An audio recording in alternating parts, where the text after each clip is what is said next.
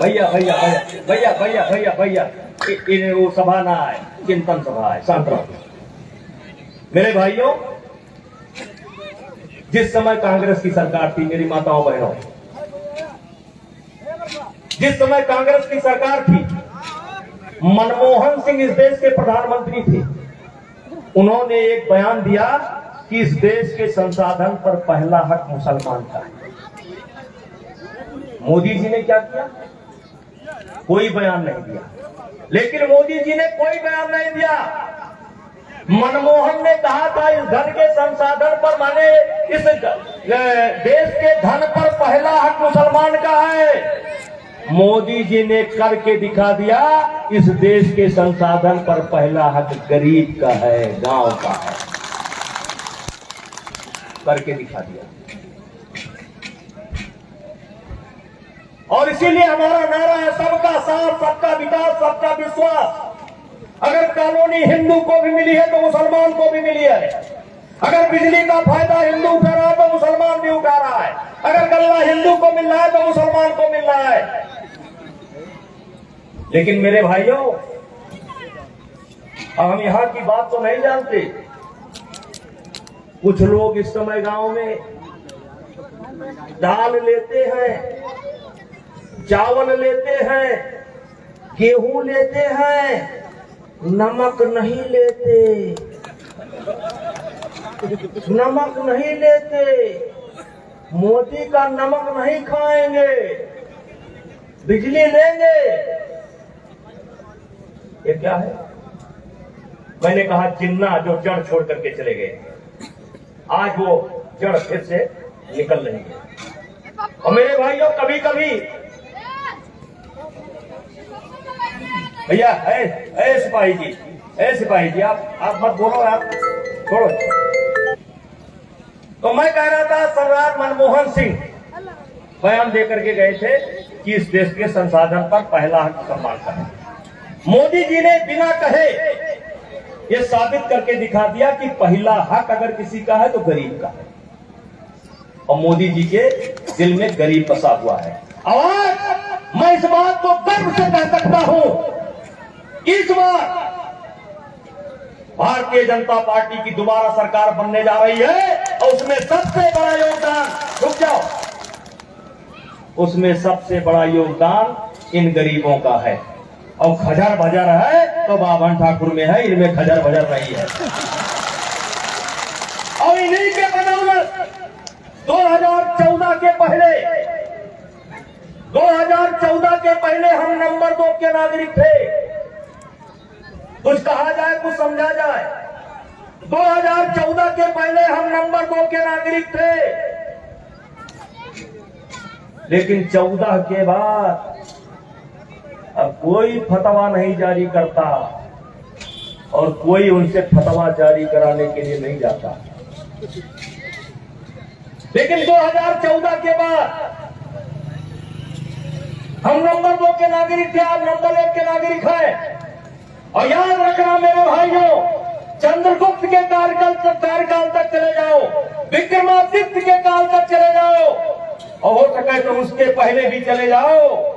चैन की बंसी अगर हिंदू समाज बजा रहा है तो मोदी और योगी जी के चुगे में जमा जा रहा है। ये मामूली बात नहीं है। हमारा इतिहास, हमें कोई इतिहास खोज रहे थे तो हमको सतयुग दिखाई पड़ा।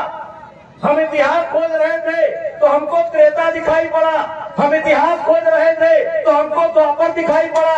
हम इतिहास खोज रहे थे तो हमको कलयुग दिखाई पड़ा। हमने इतिहास को खोजा तो मनु दिखाई पड़े। हमने इतिहास को खोजा तो पता लगा कलयुग का 5000 साल बीता है कथा मेरे पास। मैं एक रोज मुसलमानों का इतिहास खोजने लगा। इनका जन्म कब हुआ है?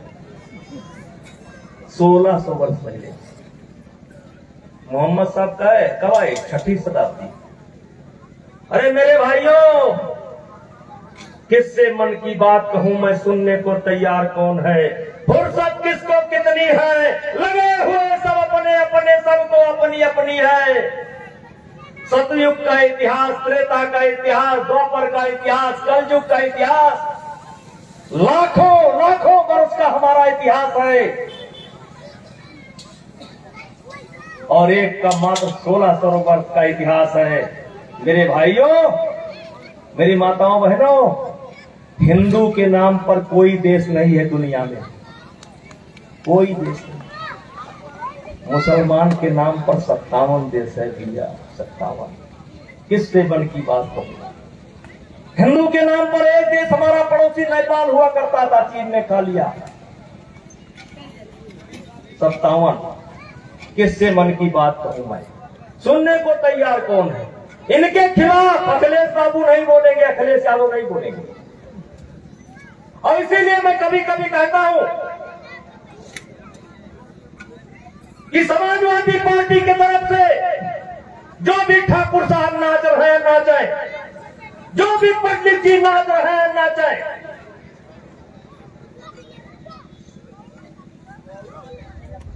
हो सके तो मान जाए।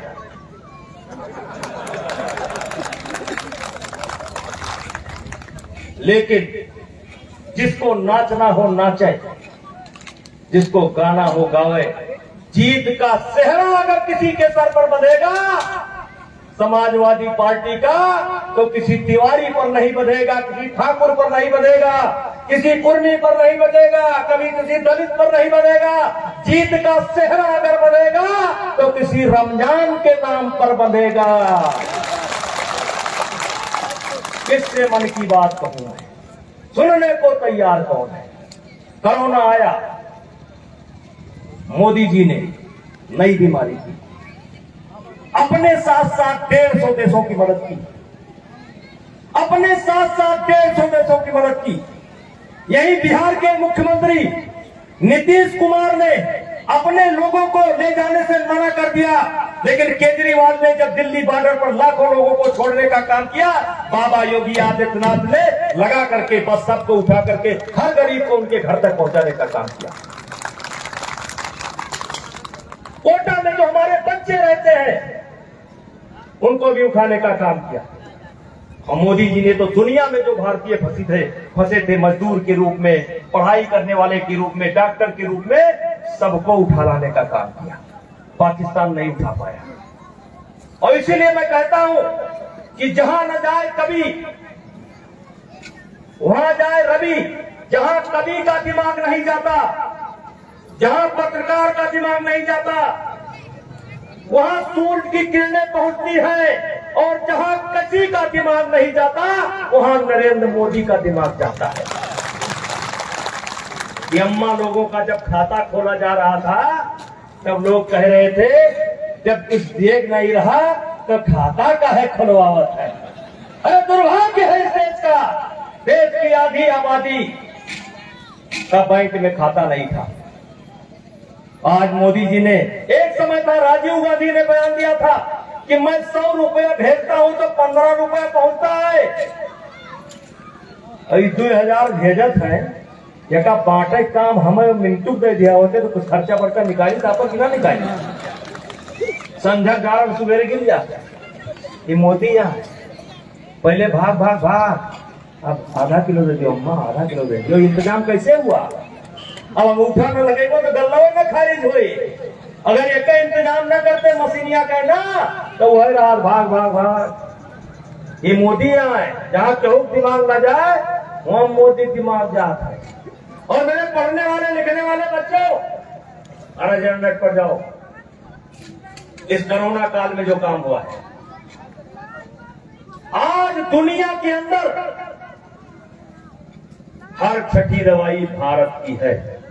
दुनिया के अंदर हर छठी दवाई भारत की है। अमेरिका के अंदर हर चौथी दवाई भारत की है।